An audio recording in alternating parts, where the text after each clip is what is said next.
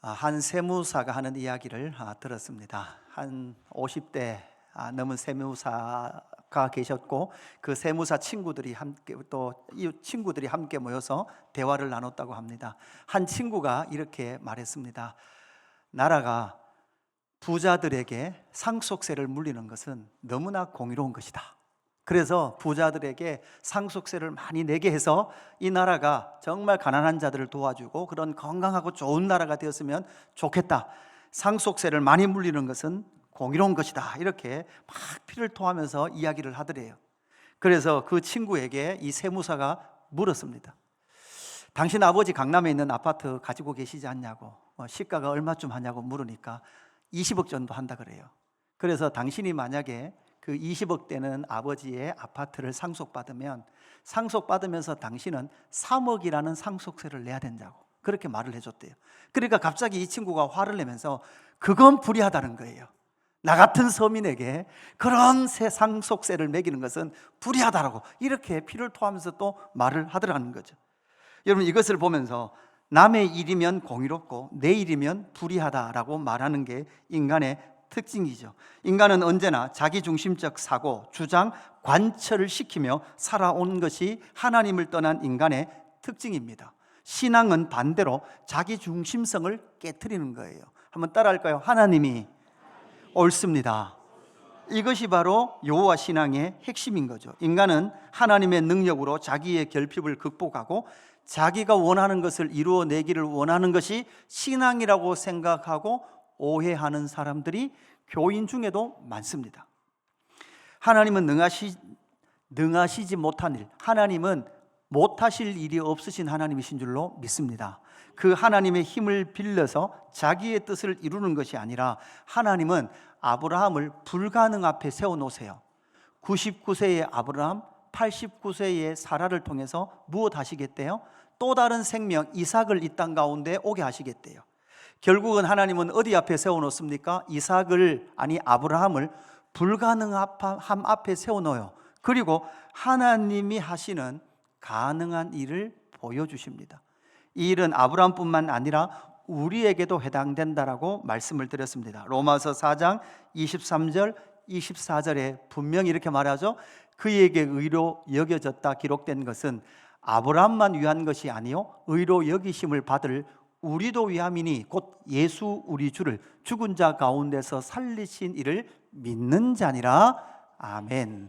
아브라함뿐만 아니라 죽음 가운데 사망 권세 이기시고 살리신 예수 그리스도를 믿는 자에게도 의롭다 하시기 위하여서 이미 아브라함을 통하여 이 복음의 그림자, 그 복음의 모형을 우리 가운데 보여주고 계신 줄로 믿습니다. 손님이 이제 여러분 3명의 나그네가 찾아왔었습니다. 그렇게 찾아와서 불가능한 앞에 세웠던 아브라함에게 생명을 주시겠다고 약속하시고, 창세기 18장 16절 그 사람들이 거기서 일어나 소돔으로 행하고 아브라함은 그들을 전송하러 함께 나가니라 이렇게 되어 있습니다. 그 사람들을 전송합니다. 그 사람들은 어디로 갑니까? 소돔으로 갑니다. 소돔으로 갔을 때 창세기 19장 1절에 보면 이렇게 기록하고 있죠. 저녁 때에 그 두 천사가 이 세 사람인데 소돔에 갔더니 그 소돔에는 세 사람이라고 말하지 않고 두 천사가 소돔에 이르니 마침 롯이 소돔 성문에 앉아 있다가 그들을 보고 일어나 영접하고 이렇게 기록을 하고 있는 거죠. 그러니까 여러분, 헤브론에 앉아 있던 아브라함을 찾아왔던 이 세 나그네와 그리고 이 세 나그네 중에 또 하나님께서 아브라함에게 말씀하시는 장면이 있다고 말씀을 드렸습니다. 그리고 나서 이 세 나그네 중에 두 사람을 아브라함이 전송했습니다. 전송한 이 두 사람은 어디를 향해 갔습니까? 소돔을 향해 갔습니다. 그 두 사람이 소돔에 도착했을 때 천사의 모습을 하고 있었다 이렇게 말씀하고 있는 거죠. 그러니까 무엇을 말씀드리는가 하면 아브라함에게 이제 수태고지 이삭을 가지게 될 것이다 라고 말씀을 전한 이 일과 또한 소돔의 멸망 소식을 전하고 있는 이 사건은 사실 여러분 별개의 사건이 아니라 여러분 어떤 사건일까요? 하나로 갈로 쳐진 사건이에요. 찾아오셔서 두 가지를 이야기하시는 거예요. 생명 없는 자에게 생명을 주시겠다는 것과 소돔성을 마시겠다, 멸하시겠다. 그러니까 하나님의 임재는 언제나 구원과 심판이 함께 서 있는 줄로 믿습니다. 그래서 아브라함에게 이삭을 주시겠다는 약속과 소돔성을 멸망하시겠다는 사건은 두 개로 함께 관로가 쳐져 있는 거죠. 14절에 이렇게 말씀하셨습니다. 여호와께 능하지 못한 일이 있겠느냐라고 말씀하시면서 이삭에 대한 약속을 주셨다면, 이제 17절에서는 내가 하려는 것을 아브라함에게 숨기겠느냐. 이 말은 앞으로 하나님께서 하실 그 일을 아브라함에게 다 무엇 하시겠대요? 보여주시겠대요. 알려주시겠대요. 하나님은 아브라함에게 아무것도 숨기지 아니하시고 아브라함의 뜻을 보이시겠대요. 그러면서 이 두 사건을 통해서 하나님은 무엇을 이루기를 원하십니까? 19절 말씀 우리 같이 한번 봉독해 볼까요? 19절 시작. 내가 그로 그 자식과 권세옥에게 명하여 여호와의 도를 지켜 의와 공도를 행하게 하려고 그를 택하였나니 이는 나 여호와가 아브라함에게 대하여 말한 일을 이루려 함이니라. 아멘. 하나님께서 무엇을 말씀하고 있습니까? 여호와의 도를 지켜 의와 공도를 행하게 하려고 아브라함을 택하였고, 지금 아브라함에게 그 일을 뭐하고 있다는 거예요? 말씀하고 계시다는 거예요. 하나님은 아브라함을 그냥 부르신 것이 아니라 하나님의 목적이 있는 거예요. 무엇을 하기를 원하느냐? 하나님의 의와 공도를 행하게 하려고 아브라함을 부르셨고, 그 의와 공도를 이루기 위하여 하나님은 지금 아브라함에게 무엇 하신다는 거예요? 말씀하고 계시다는 거예요. 하나님은 목적 없이 부르시지 않았습니다. 하나님의 부르심은 하나님의 목적이 있는 거죠. 하나님은 아브라함을 통하여, 너를 통하여 모든 민족이 복을 얻게 하시기 위하여 아브라함에게 의와 공도를 지켜 행하기 위하여 내가 너를 택했고, 이제 내가 너에게 내가 숨기지 아니하고 내가 할 일을 너에게 보여주겠다라고 말씀하고 계신 거죠. 그렇다면 앞으로 하나님께서는 아브라함을 통하여 의와 공도를 어떻게 행하고 지키게 하실까? 여러분, 이 질문을 던져봐야 되죠. 하나님은 앞으로 아브라함에게 어떻게 의와 공도를 지켜 행하게 하실까? 그 여정이 어떨까라고 질문을 던져본다면 첫 번째 이 답이 나옵니다. 첫 번째, 하나님의 목적을 위하여 아브라함 앞에 서 계신 하나님을 보라는 거예요. 하나님의 목적을 위하여 지금 하나님은 아브라함 앞에 서 계십니다. 하나님께서 어떻게 하셨습니까? 사람의 몸으로 입고 이 땅 가운데 나타나셨어요. 구약에 이렇게 나타나 있는 하나님의 모습을 보여주시죠. 세 사람의 나그네 등장과 함께 하나님은 또한 이 세 사람의 나그네 속에서 한 사람으로 하나님께서 그들에게 말씀하고 계시는 거죠. 여러분, 오늘 22절 말씀 보면 이런 말씀이 나옵니다. 사람들이 거기서 떠나 소돔으로 향하여 가고 아브라함은 여호와 앞에 그대로 섰더니. 그러니까 사람들은 갔는데 3명이 왔는데, 여러분 나중에 소돔에 보니까 3명이 와요? 2명만 와요? 천사 둘만 오는 거예요. 그러니까 천사 둘만 가고 셋 중에 한 분은 사실 누구셨어요? 하나님이셨어요. 하나님께서 그 사람들이 거기서 떠나 소돔으로 향하여 가고 아브라함은 여호와 앞에 그대로 섰더니.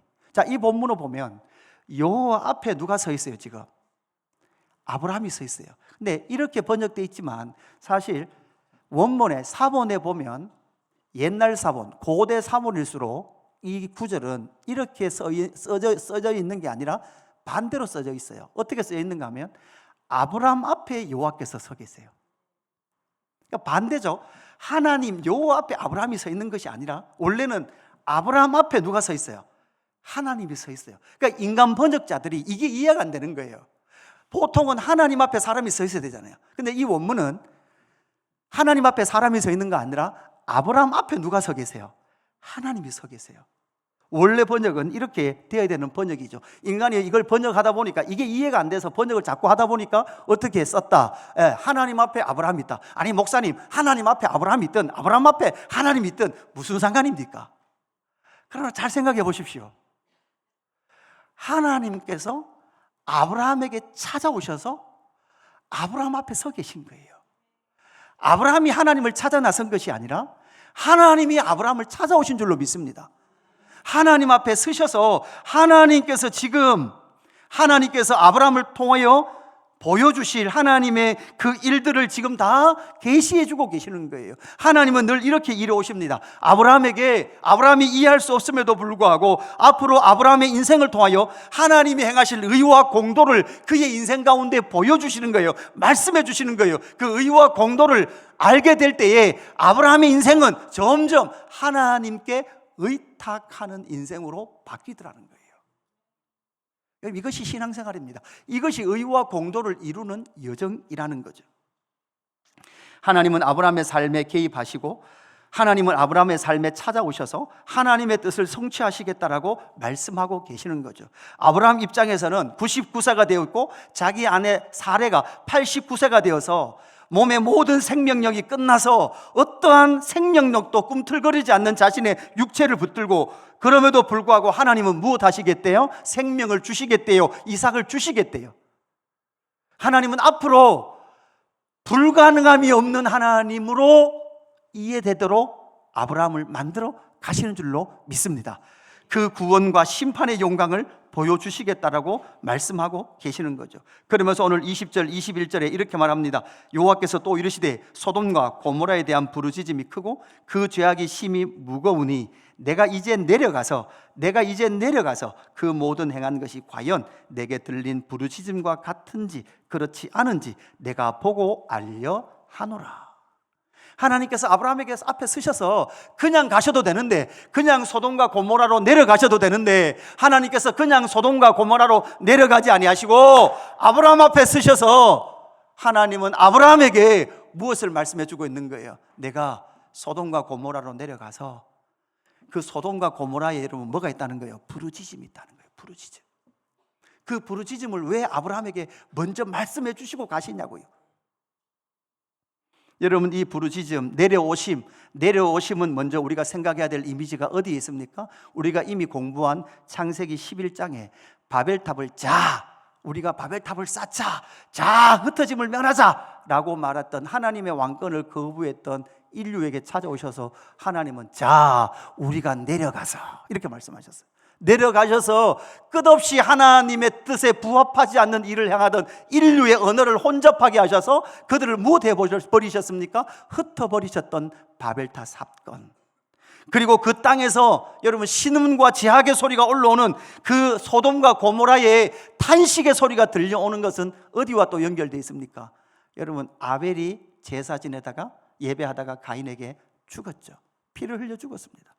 그럴 때 하나님 뭐라고 말씀합니까? 가인아, 아벨의 피의 소리가 나에게 들리는구나. 결국 하나님은 이런 일들, 이 땅의 그 신음의 소리와 아픔의 소리들이 들려오는 그것을, 그리고 그 문제를 어떻게 해결할 것인가 라는 것을 누구 앞에 서서? 아브라함 앞에 서셔서 아브라함에게 그 일을 알려주시는 거예요. 그냥 안 알려주시고 행하는 것이 아니라 아브라함에게 알려주시고. 왜요? 이걸 알아야만 앞으로 아브라함은 뭐가 되는 거예요? 온 민족의 복이 되는 줄로 믿습니다. 두 번째, 하나님은 의와 공도를 이루시기 위하여 아브라함에게 이렇게 일해 가십니다. 소돔성의 죄악을 아파하며 기도하게 하시는 하나님의 모습으로 드러납니다. 이삭을 주신다는 생명의 약속 맞은편에 하나님은 그 의와 공도를 이루기 위하여 죄악을 그냥 두지 아니하십니다. 생명을 주시겠다는 생명의 약속과 심판하시겠다는 심판의 약속이 같이 등장해요. 여러분, 이게 하나님의 성품에 대한 이해하기가 참 힘든 거예요.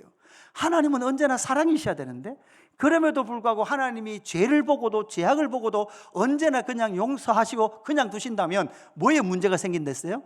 하나님의 의로움에 문제가 생기는 거예요. 하나님의 사랑과 하나님의 공의가 언제나 이루어져야 될 하나님의 성품을 우리가 생각한다면, 지금 첫 번째 아담의 피의 소리가 들리듯이 소돔과 고모라 성에 무슨 소리가 들려지고 있습니까? 죄악의 소리가, 죄악의 신음의 소리가 들려지고 있는 거죠.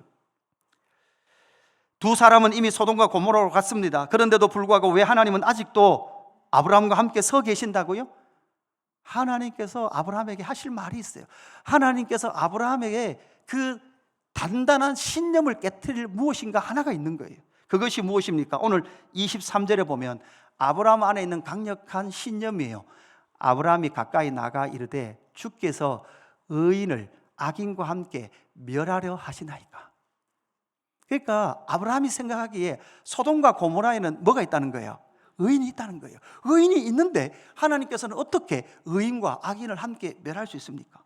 여러분, 이와 똑같은 질문을 했던 사람이 하박국 선지자예요. 구약성경 하박국 1장 13절에 보면 주께서는 눈이 정결하심으로 악을 참아보지 못하시며 패역을 참아보지 못하시거늘 어찌하여 거짓된 자들을 방관하시며 악인이 자기보다 의로운 사람들을 삼키는데도 잠잠하시나이까. 그래서 지금 좀 더 발전된 질문을 하박국 선지자가 하는 거예요. 하나님은 왜 거짓된 자들을 방관하고 계시고 그 악인이 자기보다 의로운 사람들에게 삼킴을 당하는데도 불구하고 하나님은 왜 잠잠하고 계십니까? 다른 말로 하면 의인이 고통당하고 계신데 왜 하나님은 아직도 잠잠하고 계십니까? 여러분, 오늘을 살아가고 있는 이 시대에 우리의 질문이지도 않습니까? 왜 의인은 고난을 당하고 악인은 저렇게 불의를 행하는데 저 불의를 행하는 자들은 왜 이렇게 승승장구하며 살아가고 있습니까? 라는 그 질문과 같다라는 생각이 드는 거죠. 아브라함은 소돔에 만약에 의인이 있다면 하나님의 심판은 불의한 심판입니다. 공의롭지 못한 심판입니다. 라는 명확한 신념 속에 있었습니다. 그 신념은 어디까지 발전합니까? 오늘 24절, 25절 말씀 보면 그 성중에 의인 50명이 있을지라도 주께서 그것을 멸하시고 그 50의인을 위하여 용서하지 아니하시리까, 이렇게 말씀하시는 거 와서 25절에 더 진행합니다. 주께서 이같이 하사 의인을 악인과 함께 죽이시면 부당하오며. 여러분, 하나님 앞에서 지금 하나님이 행하시고 계획하신 일은 뭐라는 거예요? 하나님 당신 지금 부당합니다. 의인과 악인을 같이 하심도 부당하니이다. 세상을 심판하시는 이가 정의를 행하실 것이 아니니까까지 가는 거예요. 하나님 똑바로 하이소, 이 말이에요. 하나님 당신 똑바로 하이소. 하나님 정의롭게 하이소. 여러분, 뭐가요? 아브라함 안에 있는 그 신념이 얼마나 강했는가 하면 하나님 당신이 틀렸습니다. 내가 맞습니다. 의인과 악인을 함께 멸할 수 없습니다. 하나님 똑바로 하십시오. 하나님 정의를 행하실 것이 아닙니까? 하나님 어떻게 불의를 지금 계획하고 계십니까? 여러분, 이게 인간의 생각이에요. 내 생각과 틀리면 하나님은 뭐라고 말한다고요? 불의하다라고 말하는 거예요. 하나님은 거기에 대하여 너무나 차분하게 한마디 하시죠. 26절 우리 같이 한번 봉독해 볼까요? 26절 같이 봉독합니다. 시작. 여호와께서 이르시되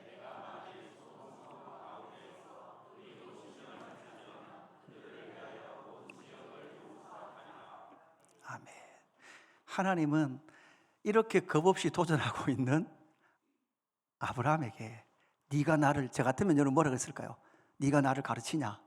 이렇게 나왔을 거예요. 네가 나를 불의하다고 하느냐라고 말을 했을 거예요. 그러나 하나님께서는 그 말씀을 하나도 하지 아니하시고 의인 50명을 찾으면 그들을 위하여 온 지역을 용서하리라. 이 말을 듣는 순간, 이것을 사실 받아주는 순간 아브라함의 신념이 흔들리기 시작해요. 만약에 50명이 안 되면 어떡하지? 표를 하나 보실까요? 정리를 해보니까 이런 거예요. 50의인 중에 5명이 부족하다면 그 5명이 부족함으로 말미암아 온 성읍을 멸하시리까. 그러니까 45명 되고 나니까 이것도 불안해요. 거기서 40명을 찾으면 어찌하시리까. 30절에 되니까 내 주여 노하지 마시옵고 말씀하게 하옵소서. 거기서 30명을 찾으면 어찌하리까. 31절이 되면 20명이 되면 아브라함의 자세가 점점 낮아지기 시작해요. 내가 감히 내 주께 아뢰나이다. 거기서 20명을 찾으면 어찌하려 하시나이까. 여러분, 거기서 더 낮아집니다. 이제 10명이 될 때가 되면 주여 노하지 마옵소서, 내가 이번만 더 아뢰리이다, 이렇게 말하면서 아브라함의 신념이 계속해서 무너지는 거예요. 10명까지 왔습니다. 그러면 이 10명에 대한 무슨 말씀이 있어야 되잖아요. 근데 이 10명 어떻게 하시겠습니까? 라는 말씀과 함께 33절 말씀 같이 읽습니다. 시작. 여호와께서 아브라함과 말씀을 마치시고 가시니 아브라함도 자기 곳으로 돌아갔더라. 여기는 아멘이 아니라 점점점. 이게 뭐냐는 거예요. 이 대화가 도대체 뭐냐는 거예요. 뭔가 답을 내려주셔야 될 것 아니냐는 거예요. 여러분, 이 사건을 놓고, 이 하나님과의 대화를 놓고 어떤 설교자들은 아브라함의 죄가 무엇인가 하면 저 10명이 없었을 때 아브라함은 더 기도하면서 하나님 9명, 하나님 8명, 하나님 7명, 6명, 5명, 3명, 2명, 1명을 해야 소돔과 고모라가 안 망했는데 아브라함이 기도하지 않아서 망했습니다. 우리 열심히 기도합시다. 이렇게 적용을 하더라고요. 그 적용은 틀린 적용입니다. 의인 10명이 없다라는 것은 무엇을 의미하고 있을까? 여러분 시편 14편 2절 3절 말씀을 보면 하나님 분명히 이렇게 말씀합니다. 여호와께서 하늘에서 인생을 굽어 살피사 지각이 있어 하나님을 찾는 자가 있는가 보려 하신즉 다 치우쳐 함께 더러운 자가 되고 선을 행하는 자가 없으니 하나도 없도다. 이 말 들으면 화가 납니까? 아니 왜요? 나는 선이 뭔 줄 알고 악이 뭔 줄 압니다. 그런데 여러분 그것도 내 기준이죠. 하나님 앞에 서면 선할 자 있습니까? 없습니까? 없다라는 거예요. 하나님의 기준으로 보면 선할 수 있는 사람이 아무도 없다는 거예요. 하나님께서 인생을 굽어 살펴보신다는 다른 말로 하면 찾아오셔서 인생을 한번 보시면 하나님이 요구하시는 의와 하나님이 요구하시는 선에 미칠 사람 존재가 하나도 없다라고 말씀하고 있는 거죠. 여러분 그뿐만 있습니까? 예레미야 5장 1절에도 이렇게 말합니다. 너희는 예루살렘 거리로 빨리 달리며 그 넓은 거리에서 찾아보고 알라. 너희가 만일 정의를 행하며 진리를 구하는 자가 한 사람이라도 찾으면 내가 이 성읍을 용서하리라. 의인은 없나니 하나도 없다라고 말씀하고 있습니다. 사실 아브라함은 더 이상 말할 수 있습니까? 없습니까? 할 말 없음이에요. 할 말 없음. 하나님도 할 말 없다. 내가 앞으로 보여줄 일을 보거라라고 말씀하고 계시는 거예요. 여기서 우리는 또한 주의해야 될 것이 있습니다. 역시 기도해도 안 되는구나가 아닙니다. 하나님께서 아브라함을 이렇게 부르신 이유가 무엇입니까? 여러분 모든 민족이 복을 얻도록 하기 위한 거예요. 그것을 위하여 하나님은 지금 소돔과 고모라 성의 멸망을 보여주고 계시는 거예요. 하나님과 거래하는 것이 아니라 의인이 하나가 없을지라도 우리는 기도하는 것이 있습니다. 지금 전 세계가 고통 속에 있습니다. 이란이 고통 속에 있습니다. 하나님 아무리 찾아봐도 의인이 한 사람도 없네요. 그러니까 기도해도 소용이 없네요가 아니라 하나님 그 땅을 불쌍히 여겨주십시오.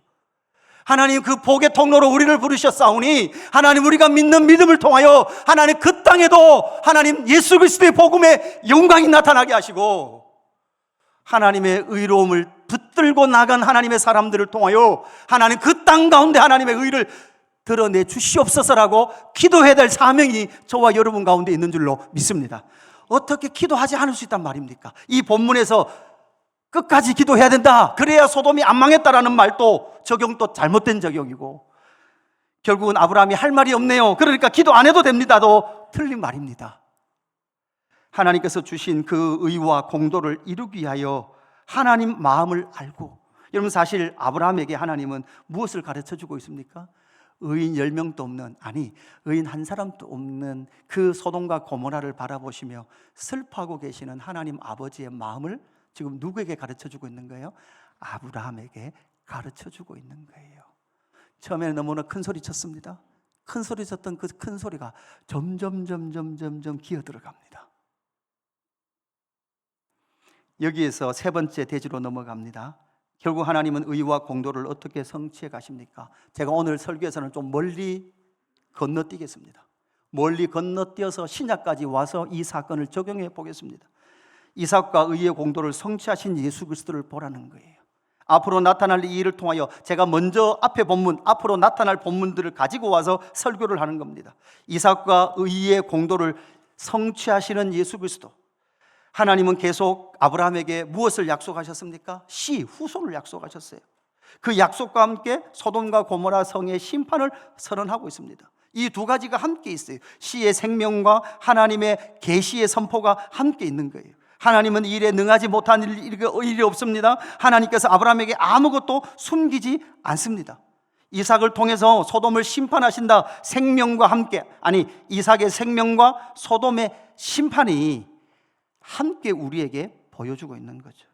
의인은 아무도 없다고 선언했던 소돔성 안에 나중에 보니까 발견되는 한 사람, 이게 신약의 베드로 사도가 적용하여 우리에게 이렇게 기록을 하고 있습니다. 베드로후서 2장 7절 무법한 자들의 음란한 행실로 말미암아 고통당하는 의로운 옷을 건지셨으니. 여러분 7절에 보니까 롯 앞에 뭐가 붙어 있어요? 의로운 롯이 있었어요. 8절에 이는 이 의인이 그들 중에 거하여 날마다 저 불법한 행실을 보고 들으므로 그 의로운 심령이 상함이라. 우리는 아브라함은 의롭고 롯은 별로 의롭지 않다고 생각했어요. 그러나 여러분, 여기서는 우리의 생각을 바꾸죠. 아브라함은 하나님과 함께 약속의 부르심을 받고 길을 함께 떠났습니다. 그러나 이 롯은 특정한 이익이 있는 순간, 여러분 뭐에 빨라요? 자기 이익에 빨라요. 소위 말해서 네 가지가 없어요. 자기 아재가 그죠? 네 먼저 좋은 땅 선택해라 라고 양보를 하면, 여러분 조카쯤 되면 여러분 어떻게 해야 돼요? 그죠? 아재 먼저 하이소 이래야 되는데, 이 네 가지 없는 롯은 자기가 눈에 보기 좋은 것을 딱 먼저 선택해버려요. 그리고 그는 도시로 전진해 갔습니다. 도시로 전진해 가서 그 도시 소돔성에서 무엇을 봤습니까? 그 소돔성에서 하나님은 지금 롯 안에서 바로 저 불법한 행실을 보고 그 의로운 심령이 상해 있는 롯의 상태를 보고 계시더라는 거죠. 여러분, 여기서 우리가 적용을 해본 이 적용입니다. 여러분, 롯이 예수님이라는 말도 아니고 롯이 예수님처럼 의로웠다는 말도 아닙니다. 단지 마음이 상해 있는, 심령이 상해 있는 롯의 모습을 우리가 한번 떠올려 본다면, 말씀이 육신이 되어 이 땅 가운데 오셔서 죄 있는 사람의 모습으로 이 땅 가운데 오셔서 예수님께서 여러분 어떤 마음의 상태로 이 공생애의 삶을 사셨을까? 예수님은 마음이 상한 채 공생애의 삶을 지나가셨습니다. 특별히 예수님이 가장 마음이 상할 때가 언제였을까요? 예수님께서 우셨던 몇 번의 장면이 나옵니다. 그 장면 중에 요한복음 11장 33절 이후에 말씀 보면 이렇게 말합니다. 예수께서 그가 우는 것과 또 함께 온 유대인들이 우는 것을 보시고 심령에 비통히 여기시고 불쌍히 여기사 이르시되 그를 어디 두었느냐 이르되 주여 와서 보시옵소서 하니 예수께서 눈물을 흘리시더라. 여러분, 이 현장은 어떤 현장입니까? 예수님의 친구 나사로가 죽었습니다.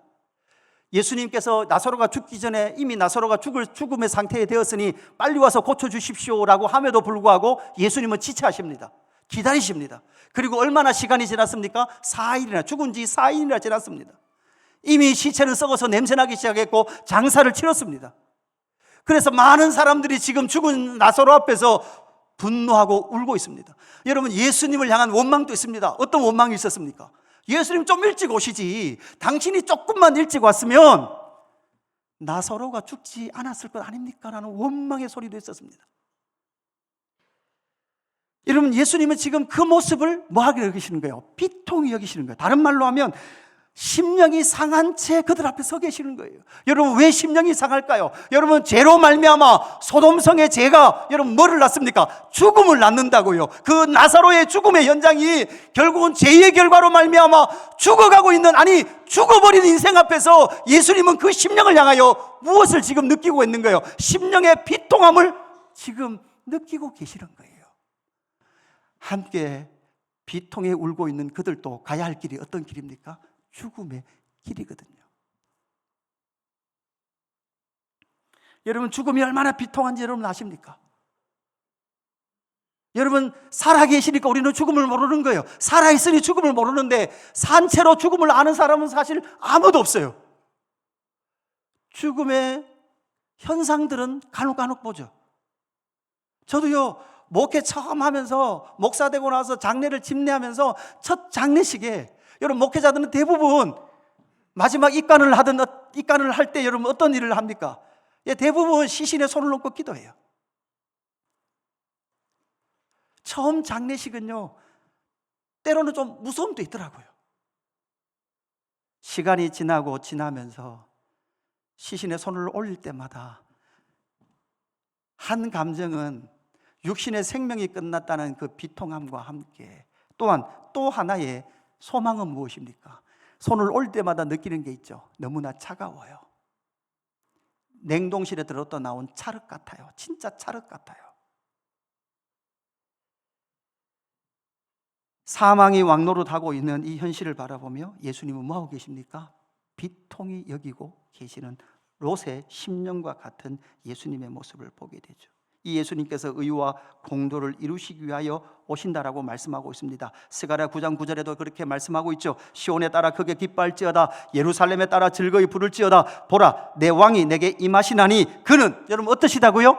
공의로우시며 뭐 하신다고요? 구원을 베푸시며 겸손하여 나귀를 타시나니 나귀의 작은 그곳 나귀 새끼니라 라고 말씀하고 있는 거죠. 이제 앞으로 아브라함은 뭘 경험할 겁니까? 100세의 이삭을 얻을 거고, 100세의 이삭을 얻었던 그 이삭이 이제 창세기 22장 2절에 보면 뭐라고 말씀합니까? 예수께서 이르시되 내 아들 내 사랑하는 독자 이삭을 데리고 모리아 땅으로 가서 내가 내게 일러준 산, 한 산 거기서 그를 번제로 드리라. 여러분 여기서 독자라는 단어에 집중해 보십시오. 이 독자를 모리아산에 번제로 드림을 통하여서 하나님께서 생명 주시겠다고 말씀하신 그 약속으로서 온 생명이 여러분 모리아산에서 뭐예요? 죽을 거예요. 이 독자입니다. 아브라함의 독자입니다. 이것을 요한복음 3장 16절 우리가 너무나 잘 아는 말씀으로 적용해 가고 있습니다. 하나님이 세상을 이처럼 사랑하사 누구를 주셨다고요? 독생자를 주셨으니 이는 그를 믿는 자마다 뭐하지 않고 멸망하지 않고 여러분 무엇을 주신다고요? 영생을 얻게 하려 하심이라. 여러분 이것이 바로 예수님께서 지금, 아니 하나님께서 아브라함에게 보여주시는 의와 공도가 복음 속에 어떻게 나타나 있는지를 설명하고 이해시키고 설득해 가기를 시작하시는 거죠. 요한복음 3장 18절 말씀 같이 읽습니다. 시작. 그를 믿는 자는 심판을 받지 아니할 것이요 믿지 아니하는 자는 하나님의 독생자의 이름을 믿지 아니하므로 벌써 심판을 받은 것이니라. 아멘. 오직 독생자 예수 그리스도께서 십자가에서 죽으심으로 말미암아 하나님의 의와 공도를 성취하신 줄로 믿습니다. 그리고 그것을 믿는 자에게 또한 어떤 것을 주는다는 거예요? 의롭다 하심을. 행위나 우리의 인간의 선이 아니라 오직 의와 공도를 행하신 예수 그리스도의 보혈을 많은 자, 믿는 자.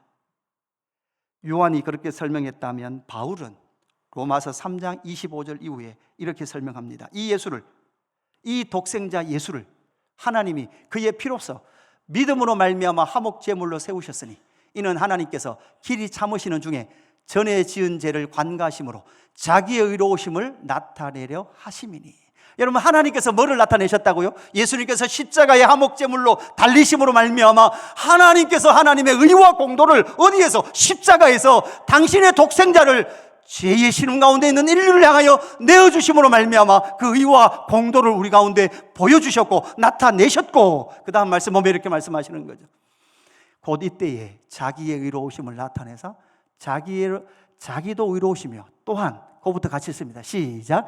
예수 믿는 자를 의롭다 하려 하심이라. 아멘. 이것이 복음인 줄로 믿습니다. 이것이 하나님의 의와 공도인 줄로 믿습니다. 그래서 하나님, 의인과 악인을 어떻게 그렇게 심판할 수 있습니까? 아니 악인을 어떻게 그렇게 득세하는데도 하나님 가만 계실 수 있습니까? 라고 물었던 하박국이 그의 인생 마지막에 하박국 2장 4절에 이렇게 말합니다. 보라, 그의 마음은 교만하며 그 속에서 정직하지 못하나. 사실 여러분 이렇게 말하는 것 자체는 자기 자신이에요. 그럼에도 불구하고 의인은 뭐로 산다고요? 그의 믿음으로 말미암아 살리라. 아멘. 오늘 말씀을 정리합니다. 아브라함을 통해서 하나님은 의와 공도를 행하게 하시려고 하나님께서 생명 없는 그에게 생명을 약속하셨고, 그뿐만 아니라 소돔과 고모라를 향한 하나님의 그 모든 계획을 아브라함에게 먼저 보여주심으로 말미암아 앞으로 너를 통하여 모든 민족이 복을 받게 될 건데, 그 복은 결국 이삭이 모리아산에 선 그러한 일의 의와 공도, 그리고 그것을 믿음으로 말미암은 하나님의 나라의 영광을 이 땅 가운데 나타내므로 모든 민족이 복을 받게 된 줄로 믿습니다. 여러분 그 복이 있었기에 저와 여러분에게도 이 복의 소식이 들려진 줄로 믿습니다. 여러분 이 말씀 기억하면서 여러분 오직 예수 그리스도를 믿는 믿음으로 의롭다 하심을 얻듯 이 믿음 가운데 거하며 살아가는 저와 여러분의 신앙 여정 되기를 주님의 이름으로 축복합니다. 우리 이 찬양합니다. 예수 하나님의 공의, 주 독생자, 이렇게 찬양합니다. 주 독생자, 여러분, 독생자 예수 그리스도께서 이 땅에 오심으로 말미암아 우리를 살리신 그 복